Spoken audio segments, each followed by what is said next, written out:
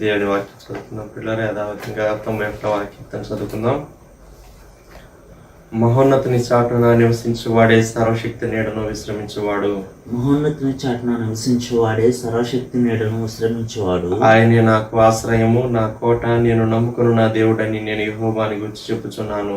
ఆయనే నాకు ఆశ్రయము, నా కోట, నేను నమ్ముకున్న నా దేవుడని నేను యెహోవాని గురించి చెప్పుచున్నాను. వేటకాని ఊరిలో నుండి ఆయన నిన్ను విడిపించును, నాశనకరమైన తెగులు రాకుండా నిన్ను రక్షించును. వేటకాని ఊరిలో నుండి ఆయన నిన్ను విడిపించును, నాశనకరమైన తెగులు రాకుండా ఆయన నిన్ను రక్షించును. ఆయన తన రెక్కలతో నిన్ను కప్పును, ఆయన రెక్కల క్రింద నీకు ఆశ్రయం కలుగును.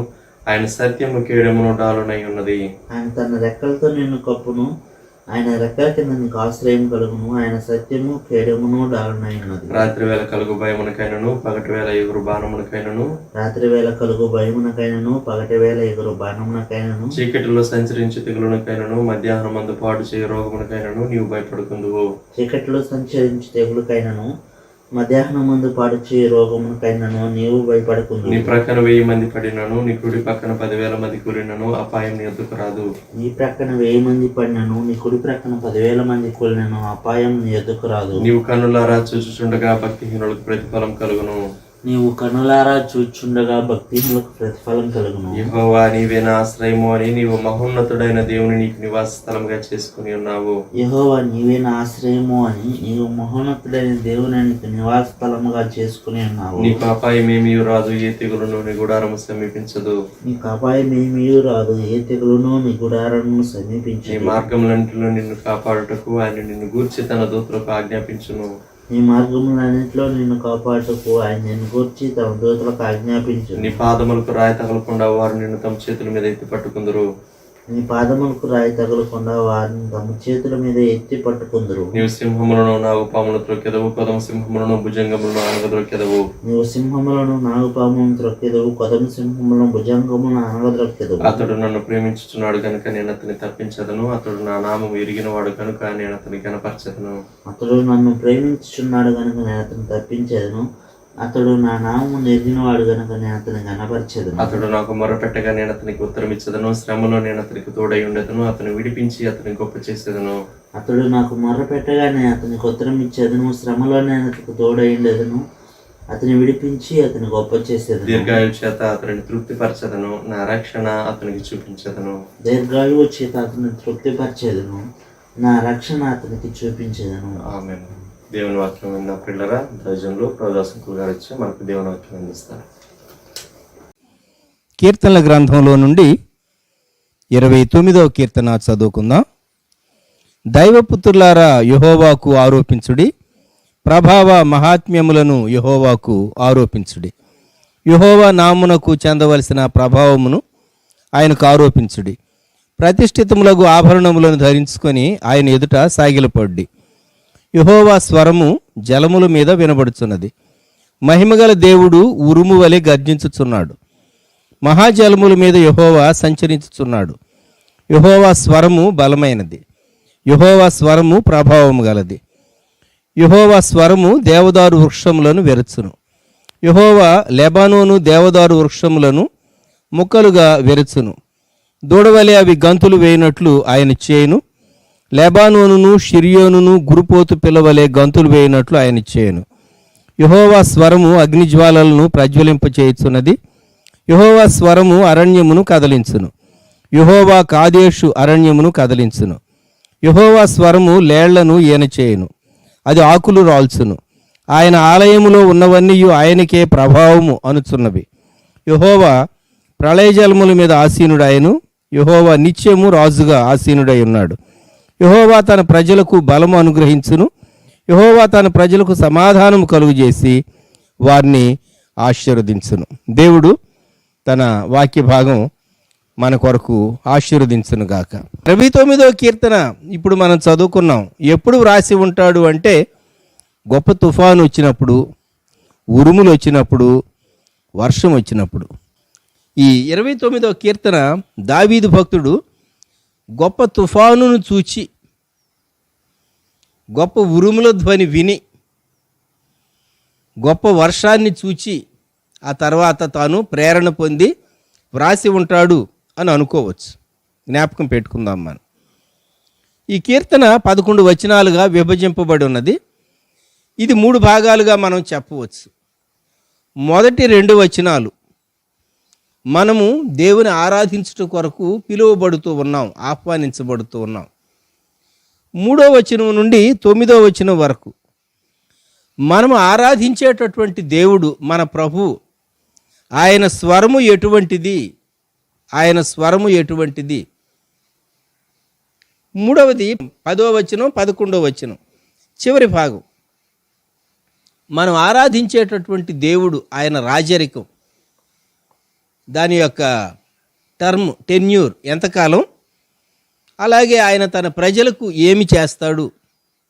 ఇలాగ 3 భాగాలుగా ఈ కీర్తనను మొదటి 2 వచనాలు 3వ వచనం నుండి 9వ వచనం వరకు, చివరి భాగం 10-11 వచనాలు. The call for worship, the voice of our God whom we are worshipping, and in the third part God's kingdom and his blessings to his people. ఈ 3 భాగాలు మనము 29వ కీర్తనలో మనం చూస్తాం.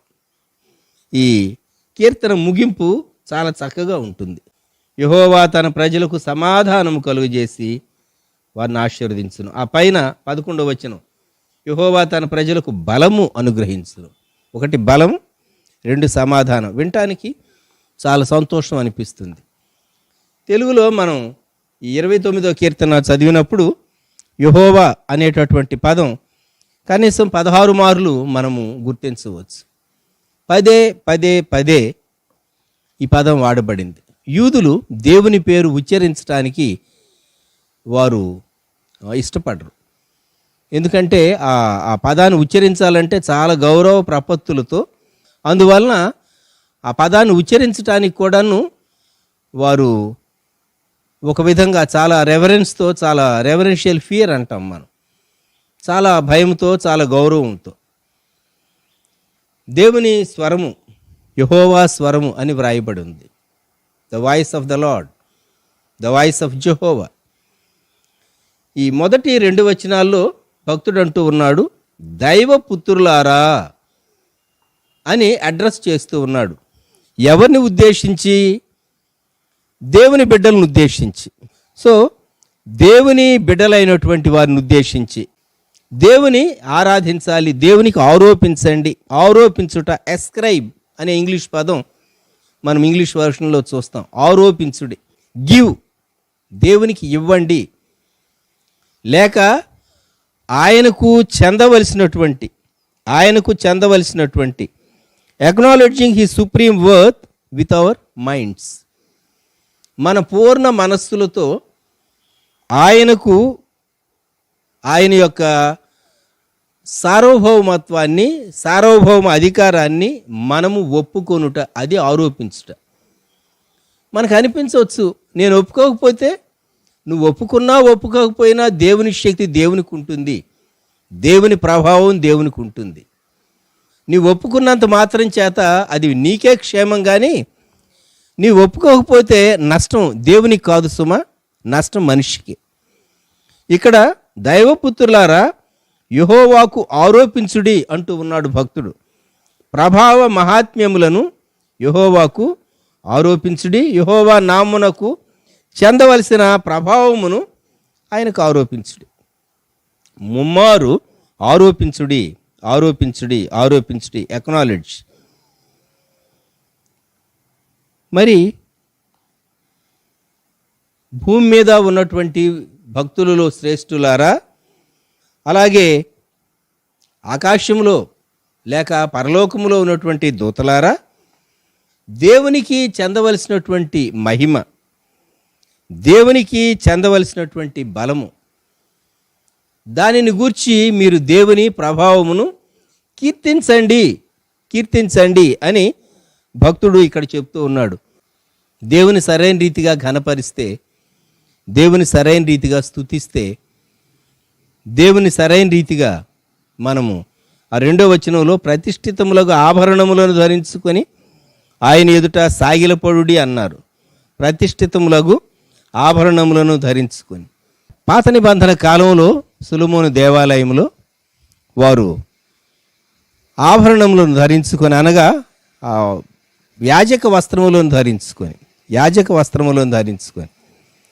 దేవుని మందిరంలో తంబుర్లతో, సితారాతో, తాళములతో ఏర్పరచబడినటువంటి ఆ స్తుతి విధానం వారు జరిగించేటటువంటి వారు. అది పాత నిబంధన కాలంలో. అయితే ఇప్పుడు దేవుని ఆరాధించేటటువంటి దేవుని ప్రజలమైనటువంటి మనం ఆయన కృపను గ్రహించినటువంటి వారంగా అంతరంగ శుద్ధి, బాహ్యంగా పరిశుద్ధతతో, inward purity and outward holiness, ఈ రెండు కలిగినటువంటి వారంగా దేవుని సన్నిధానంలో ప్రవేశించి దేవుని ఆరాధించి స్తుతింపబద్ధులంగా మనం ఉంటూ ఉన్నాం. ఒక చక్కని ఇంగ్లీష్ పాట 1779లో ఎడ్వర్డ్ పెరోనెట్ అనేటటువంటి ఆయన వ్రాసాడు.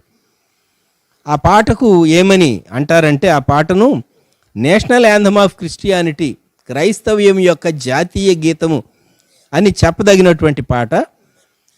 All hail the power of Jesus name, let angels prostrate fall, bring forth the royal diadem and crown him, crown him, crown him, crown him Lord of all అని ఆ పాటలో ఒక వచనం, O seed of Israel chosen race, now ransomed from the fall, hail him who saved you by his grace and crown him అని ఒక చక్కని English పాట ఉన్నది.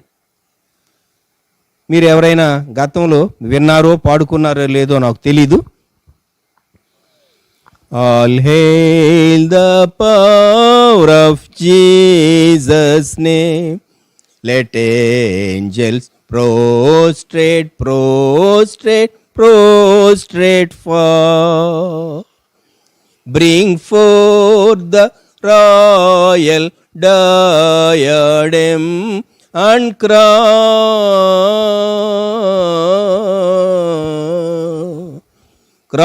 him and crown him Lord of all. ఈ పాట అర్థం ఏంటంటే, యేసుక్రీస్తు ప్రభు నామునకు అత్యున్నతమైనటువంటి స్తుతి మహిమ కలుగునుగాక. ఆయనకు కిరీటము పెట్టి మనము ఆయన ఎదుట సాగిలపడి ఆరాధిద్దాం. ఆయన కిరీటధారిగా మన ఘనతను, మన ఆరాధనను ఆయన అందుకొనదగినటువంటి వాడు అని ఈ చక్కని పాట యొక్క అర్థం. దేవుని ఆరాధించవలసినటువంటి దానిలో దేవుని గుణలక్షణములను ఎత్తి స్తుతించాలి. అది మనం చేయవలసింది. మనం దేవుని ఆరాధించేటప్పుడు ఆయనకు చెందవలసినటువంటి ప్రభావాన్ని, ఆయన నామమునకు చెందవలసినటువంటి ప్రభావాన్ని ఆయనకు ఆరోపిస్తూ ఆయన ఎదుట మనము సాగిలపడాలి. దేవుని ఎదుట, దేవుని సన్నిధానంలో మనము సాగిలపడాలి. 29వ కీర్తనలో 3వ వచనం నుండి 9వ వచనం వరకు 7 విధాలైనటువంటి కార్యాలు, యెహోవా స్వరము చేసేటటువంటి 7 విధాలైనటువంటి కార్యాలు మనం చూడగలం. 3వ వచనములో ఆయన స్వరము గర్జించేటటువంటి స్వరము. తరువాత 4వ వచనములో అది బలమైనటువంటి స్వరము. 4వ వచనములోనే అది ప్రభావము కలిగినటువంటి స్వరము.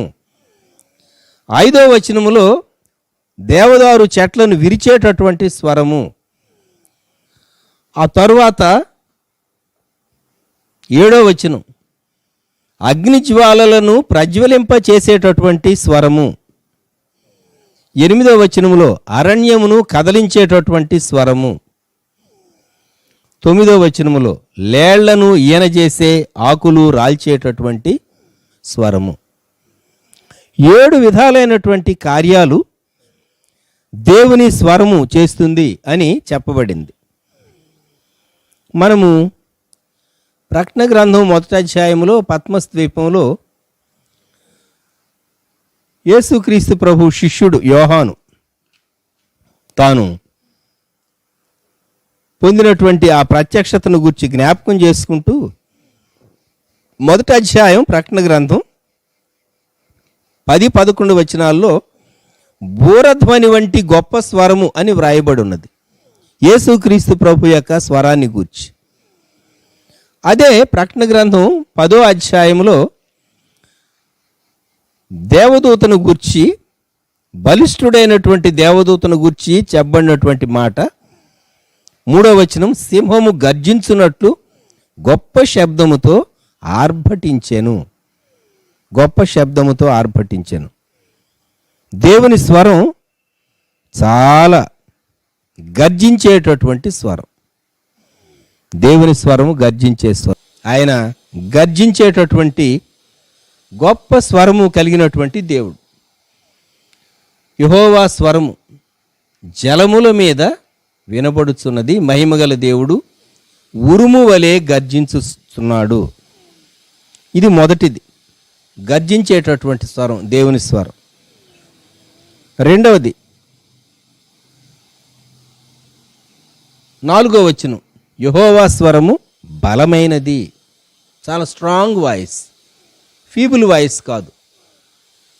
కొంతమంది మాట్లాడితే ప్రక్కన వాళ్ళకు కూడా సరిగా వినపడదు, అటువంటి స్వరం కాదు.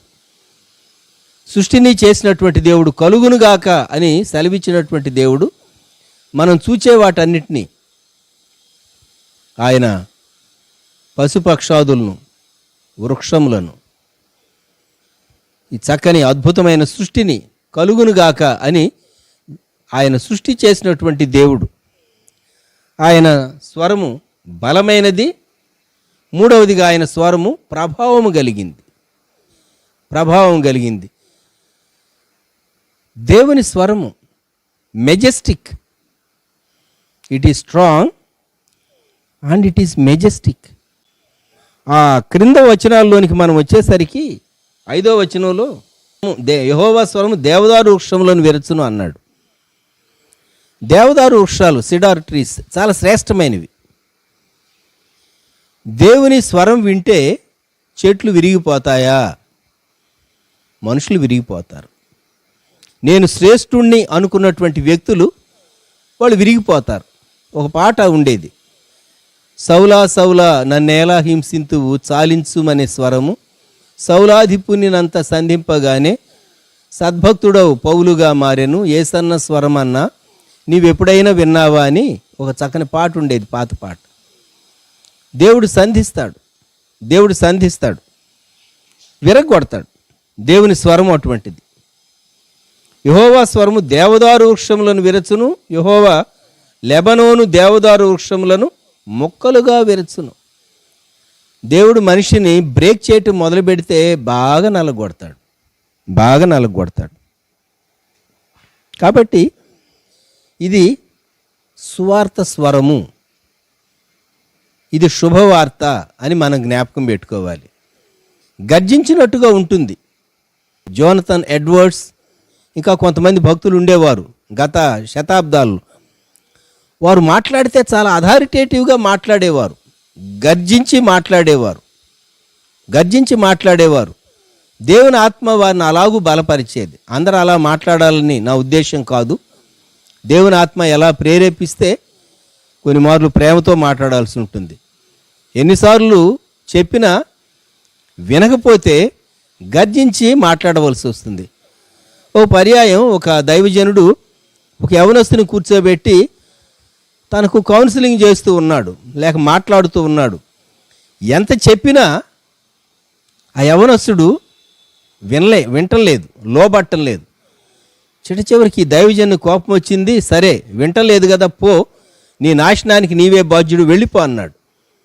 ఆ మాటతో అతను తల తిరిగింది.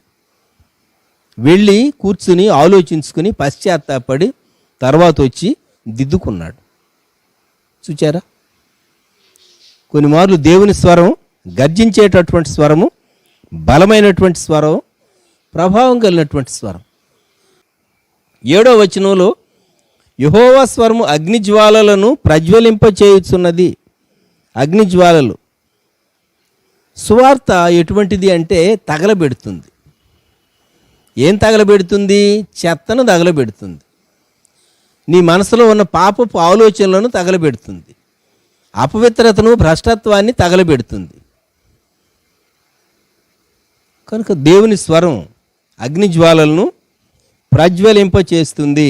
8వ వచనం, యెహోవా స్వరము అరణ్యమును కదిలించును. ఆ క్రింద యెహోవా కాదేశ్ అరణ్యమును కదిలించును.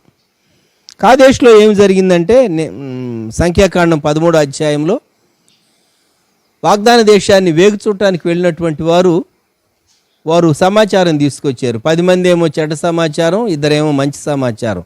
యెహోషువ కాలేబులు మంచి సమాచారం, 10 మంది ఏమో చెడ్డ సమాచారం తెచ్చారు. కాదేశ్లో ఉన్నాడు అప్పుడు మోషే లేక సమాజం అంతా. ఆ సమయంలో జరిగింది. అరణ్యము అంటే లోకాన్ని సూచిస్తుంది. అప్పుడు వ్యక్తులకు వచ్చినటువంటి మనసు ఎటువంటి మనసు అంటే అర్ధరాత్రి ఎలుగెత్తి ఏడ్చారని ఉంది. ఆ తర్వాత 14వ అధ్యాయంలో ఆ సమాజం అంతా ఎలుగెత్తి ఏడ్చారట. అయితే యెహోషువ కాలేబులు నిమ్మళపరిచి ఖచ్చితంగా మనం స్వాధీనపరుచుకుంటాం. దేవుడు వ్యక్తులను షేక్ చేస్తాడు. జ్ఞాపకం పెట్టుకోండి. కొంతమంది సువార్తకు లోబడరు. దేవుడు సువార్తకు లోబడిన వ్యక్తిని కాన్స్టాంట్గా ఆయన టచ్ చేసి అన్రెస్ట్, నెమ్మది లేకుండా చేస్తాడు. అరణ్యాన్ని కదిలించడం అంటే నెమ్మది లేకుండా చేయటం. చిట్ట చివరకు వారు దేవునికి లోబడితే లేక దేవుని ప్రణాళికలో ఉంటే ప్రభు దగ్గరకు వస్తారు. క్రింద యెహోవా స్వరము లేళ్లను ఈన చేయును, అది ఆకులు రాల్చును. లేళ్ళు చాలా టిమిడ్ యానిమల్స్. చిన్న శబ్దానికి ఎగిరి గంతేసి వెళ్ళిపోతాయి, పిరికివి. ఆకులు ఎప్పుడు రాలుతాయి? బలమైనటువంటి గాలి వీస్తే చెట్ల ఆకులు కొన్ని పండినటువంటి ఆకులు రాలిపోతూ ఉంటాయి. దేవుని స్వరము అది బలమైన గాలి కంటే శక్తి కలిగింది. దేవుని స్వరం వింటే ఆ పిరికి లేళ్ళు అవి ఈనతాయి. అంటే వ్యక్తిలో రీజనరేషన్ కలుగుతుంది, తిరిగి జన్మిస్తారు. దేవుని వాక్యంకు ఉన్నటువంటి శక్తి వ్యక్తి ప్రభువుని అంగీకరించి పునర్జన్మ పొందేటట్లుగా దేవుని వాక్యం కార్యం చేస్తుంది. కనుక 7 విధాలైనటువంటి కార్యాలు సువార్త చేస్తుంది. గర్జించేటటువంటి స్వరం సువార్త, బలమైనటువంటిది సువార్త, ప్రభావం కలిగింది దేవుని సువార్త. ఎటువంటి గొప్ప వ్యక్తులు అనుకున్న వాళ్ళను కూడాను దేవుడు విరగొడతాడు సువార్త ద్వారా. లోబడినటువంటి వాళ్ళను డిస్టర్బ్ చేస్తాడు, అగ్నిజ్వాలలు ప్రజ్వలింపచేస్తుంది. నిర్లక్ష్యం చేసేటటువంటి వాళ్ళను దేవుడు షేక్ చేస్తాడు, కదిలిస్తాడు, అరణ్యం కదిలించబడినట్లు. అదే లోబడినటువంటి వారిని, సాధువులైనటువంటి వారిని, దేవునికి భయపడేటటువంటి వారిని లేళ్ళు యెహోవా స్వరం విని ఈనినట్టుగా వారి అంతరంగంలో కార్యం జరిగించి వారు పరలోకం కొరకు జన్మించేటట్లుగా దేవుడు చేస్తాడు. చివరి 2 వచనాల్లో 10వ వచనం 11వ వచనం, యెహోవా ప్రళయ జలముల మీద ఆసీనుడాయను, యెహోవా నిత్యము రాజుగా ఆసీనుడై ఉన్నాడు. ఇది మాత్రం మనం ఖచ్చితంగా ఈ లోకంలో చూస్తూ ఉన్నాం. దేవుడు ఎలౌ చేస్తూ ఉన్నాడు. ఈ ఉప్పెన్లను, వరదలను, లోకంలో సంభవించే అనేకమైనటువంటి వాటిని దేవుడు ఎలౌ చేస్తూ ఉన్నాడు. ఆయన నిత్యము రాజే. ఇన్ని సంభవిస్తూ ఉన్నా దేవుడు రాజుగా ఉన్నాడు. హీఈస్ అబవ్ ఆల్, అన్నిటికీ పైన ఆయన ఉన్నాడు. 11వ వచనం ముగింపు, యెహోవా తన ప్రజలకు బలం అనుగ్రహించును, యెహోవా తన ప్రజలకు సమాధానం కలుగు చేసి వారిని ఆశీర్వదించును. 2 దేవుని ప్రజలు పొందేటటువంటి దీవెనలు, ఒకటి బలం, ఇంకొకటి సమాధానం, స్ట్రెంగ్త్ అండ్ పీస్. మన జీవితాల్లో మన కష్టాలు వస్తాయి, మనం బలహీనపడిపోతాం. దేవుడు మనల్ని లేవనెత్తుతాడు. దేవుడు మనకు మనసులో నెమ్మది అనుగ్రహిస్తాడు. ఈ 29వ కీర్తన, దైవపుత్రులారా యెహోవాకు ఆరోపించుడి, ప్రభావ మహాత్మ్యములను ఆయనకు ఆరోపించుడి. యెహోవా నామమునకు చెందవలసిన ప్రభావమును ఆయనకు ఆరోపించుడి అని చెప్పబడింది. అంటే మనం ఆయన గురించి సాక్ష్యం ఇవ్వటం. కొన్ని మార్లు దేవుడు తన ప్రజలకు కృప, బలము, బలహీనులకు బలం అనుగ్రహించి ఆయన మహిమను పొందేటటువంటి దేవుడు. కాబట్టి దేవుని బిడ్డలమైనటువంటి మనము దేవునికి చెందవలసినటువంటి స్తుతి, దేవునికి చెందవలసినటువంటి ఘనత, దేవునికి చెందవలసినటువంటి మహిమ మనము ఆపాదించ బద్ధులంగా ఉంటూ ఉన్నాం. నేనైతే బలహీనుని కానీ ప్రభు నా పక్షంగా బలమైనటువంటి దేవుడుగా గొప్ప కృప చూపించాడు, గొప్ప కృప చూపించాడు. 29వ కీర్తన తుఫాను దినాల్లో వ్రాసినటువంటి కీర్తన. మన జీవితంలో ఖచ్చితంగా తుఫాన్లు వస్తాయి, తుఫాన్లు వస్తాయి. అయితే తుఫాన్లు అన్నిటిలో మనకు బలమిచ్చేవాడు, మనల్ని నిలువబెట్టేవాడు, మహిమ పొందేవాడు మన రక్షకుడు ప్రభు అయినటువంటి యేసుక్రీస్తు వారు. ప్రార్థన చేసుకుందాం. ప్రేమగల మా తండ్రి, పరిశుద్ధ దేవ, గొప్ప రక్షక, మీకు వందనాలు, స్తుతులు, స్తోత్రాలు చెల్లిస్తూ ఉన్నాం. ఈ సమయంలో 29వ కీర్తన మేము జ్ఞాపకం చేసుకోవటానికి మీరు సహాయపడినటువంటి విధానాన్ని బట్టి మీకు స్తుతి చెల్లిస్తూ ఉన్నాం. మీ స్వరము ఎంత గొప్పదో, మీ ప్రజలంగా మేము మిమ్మల్ని ఎలాగ ఆరాధించాలో మీ ప్రజలమైనటువంటి మాకు 29వ కీర్తనలో భక్తుడు దావీదు చెప్పిన రీతిగా 10-11 వచనాల్లో బలం అనుగ్రహించి, సమాధానం అనుగ్రహించి, మీరు ఎలాగ మమ్మలను నిలువబెట్టి నడిపించే దేవుడవో, మీ స్వరము ఎంత ప్రభావ సమన్వితమైనదో మీరు మాకు జ్ఞాపకం చేసినందుకు స్తోత్రాలు. శరీరధారిగా మీరు ఈ లోకంలో ప్రత్యక్షమయ్యారు ప్రియప్రభ. మీరు ప్రజలతో మాట్లాడారు, ప్రజల మధ్య సంచరించారు, శరీరధారిగా సంచరించారు, కృపా సత్య సంపూర్ణుడుగా మీరు సంచరించారు. కృపాకాలం గనుక దేవుని సువార్తను లోకువు కట్టి మనుషులు దేవుని నుండి దూరంగా వెళ్ళినప్పుడు మీరు ప్రకృతి మానవునికి వ్యతిరేకంగా లేచేటట్లు చేసి మీరు మనుషులతో మాట్లాడుతూ ఉన్నారు. దేవా, మరొకసారి ప్రపంచంలో ఉన్నటువంటి దేవుని ఎరుగనటువంటి వారు, యేసుక్రీస్తు ప్రభువును నమ్మని వారు, యేసుక్రీస్తు ప్రభు యొక్క సువార్తను తృణీకరించేవారు, ద్వేషించేవారు, వారితో మీరు మాట్లాడుతూ ఉన్నారు.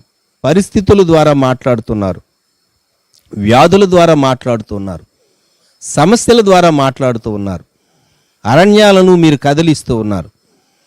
అలాగే దేవదారు వృక్షాలను ముక్కలు చేస్తూ ఉన్నారు.